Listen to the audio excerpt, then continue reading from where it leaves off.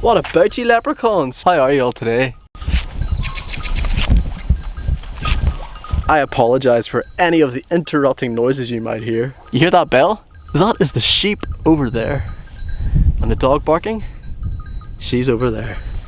And any other sound is because of the Portuguese nature. Yeah. Quite often I hear a lot of you people who are experiencing psychosis talking about employment and going back to employment.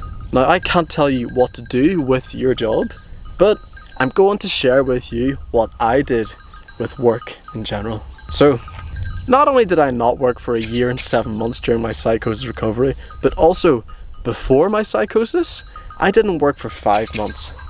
That's the chickens. Now, this was because I was traveling, as you can see here, and also I set up a business. Why I decided to not work during my psychosis recovery is, to tell you the truth, because I was not able to work. I was mentally unstable with the hallucinations, visual and auditory, the intrusive thoughts being so overpowering, and me believing in my own delusions. This meant that I was literally going to be unsafe in work.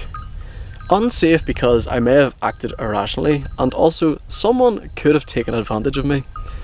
You know, people tend to take advantage of someone whenever they are at their most vulnerable state. And so what you really want is shelter at this point. Now, I'm so grateful that I am in a privileged position to have a mum and dad who love me and take care of me, and that they had a house and enough resources to take care of me. For example, I was never short of food, I was able to experiment with my diet, I was able to get a good night's sleep, and also because of the NHS, I also had someone to ring in an emergency. Hey! So that was at the start of my psychosis recovery. I was genuinely unable to work. If you've been watching my content though, you will be able to see that I actually managed to get my voices to nearly stop after 6 months. Now, my psychiatrist told me it would take 3 years, but I did it in 6 months. Well done! The voices did not completely stop, but I did manage to silence them or quiet them to a level in which I was able to deal with them. Yeah, the intrusive thoughts were still overpowering, but the hallucinations were under control.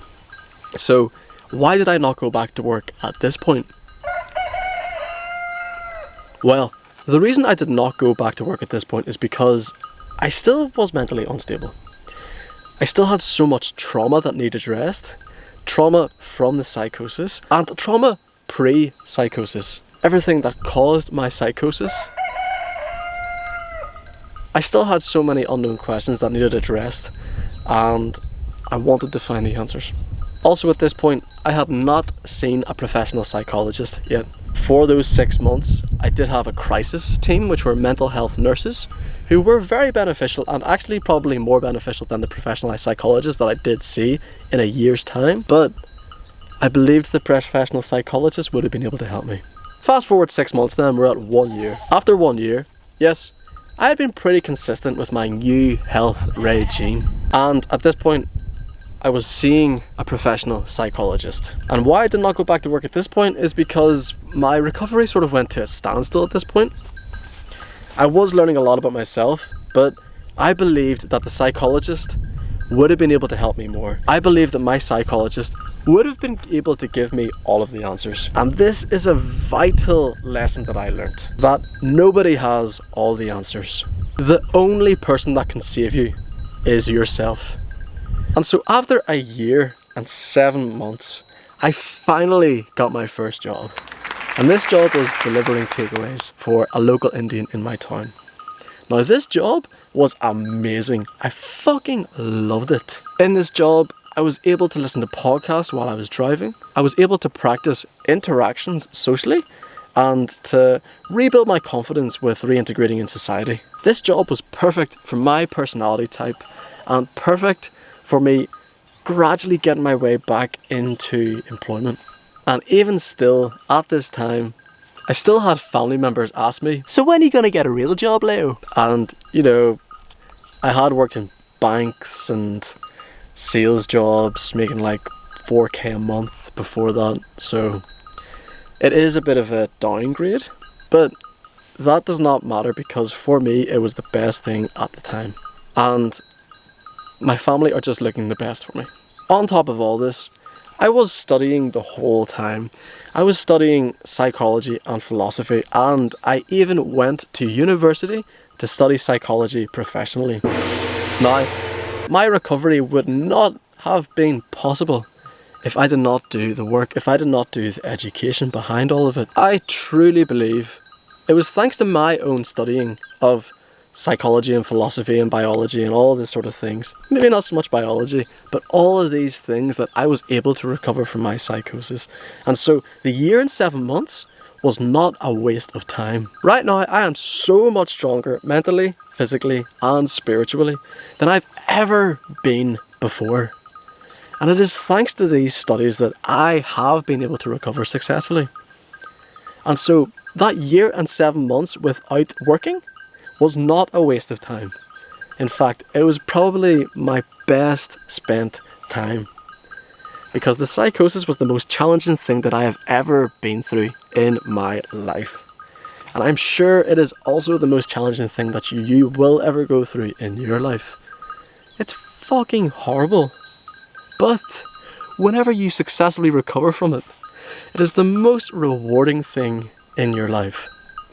Sometimes I remind myself whenever I'm having a bad day that, like, Leo, look how fucking far you have come. You have managed to stop your hallucinations holistically, which is something that so few people in the world have managed to achieve. You've managed to change your habits to be healthy for you. And anytime I find myself wanting to go back into these bad habits, I remind myself that I don't need them. I am enough. So that's why I did not work for a year and 7 months. And yes, right now, I'm technically not working still. However, I am volunteering. So I am working for 6 hours a day. And to be honest, it is like a full-time job, which I also believe has been the perfect way for me to reintegrate in society again and get a full-time job whenever I go home. And so, for all of you leprechauns, if you are asking yourself, or to me, what should I do now about work? The answer that I have for you is truly, I don't know. I don't know because I'm not you. Only you know. And so what I did may not be the right path for you. The right path for you, you've got to figure out yourself. However, figure it out through experimenting. So, although you don't have to do exactly what I did, I recommend you follow a similar pattern. Figure out what you want to do, right? Study everything that you want to study so that you can learn how to recover yourself as well. A great way to start is just by watching my platform. And then, with the references that I give you, look at the references. And then, with the references that you find from those references, go out and study yourself. And that way, you'll be able to create the tools you need in order to recover yourself successfully. And if you are currently in employment right now, and you have psychosis, then, you know what I recommend you to do? Probably to quit. Because, number one, your health comes first. Always. You have to put your health first. You can never put a company in front of your own health. Because that company is not a living being. That company, effectively, you actually have no control over. The only thing you have control over are your own thoughts and your own actions.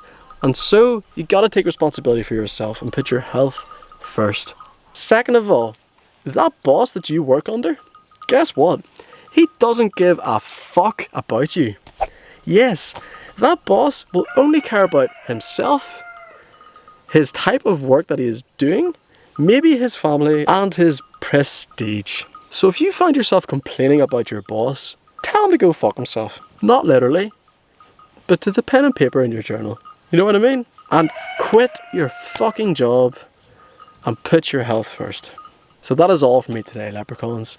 Please let me know, what have you done with regards to your psychosis recovery and employment? Have you been working? And are you looking for work? Tell me about it, because I am really intrigued. I know I have taken such a long time off work. I did not get mental illness status, so I did not get a disability allowance.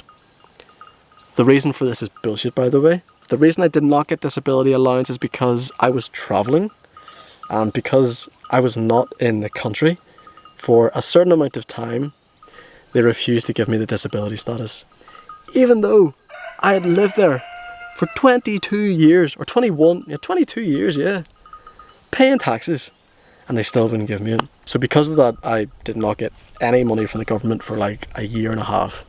And then after that, it was just basic universal credit, which is like 160 quid every 2 weeks. So if I did not have my mum and dad, I would not have been able to live, literally. But maybe you can also apply for disability status. And do not take this as a label. Just take the money and focus on recovery, because the illness is temporary and you can recover. Thank you so much for listening, leprechauns. Lots of love to you all. A final note, leprechauns. If you are looking to study for free, here are some sources for you. So first of all, you've got the Open University. You can do some practice courses through them, which are completely free. Second of all, let me find out the name of this one. Fuck. Really sorry, I cannot remember what it's called, and I have no Wi-Fi right now, so I will get you the name. I'm going to write it in the text here. The name is Bing! And also the third and fourth way that you can learn is through YouTube and podcasts. There is so much great information available out there, and you can study so much through it. Good luck, leprechauns.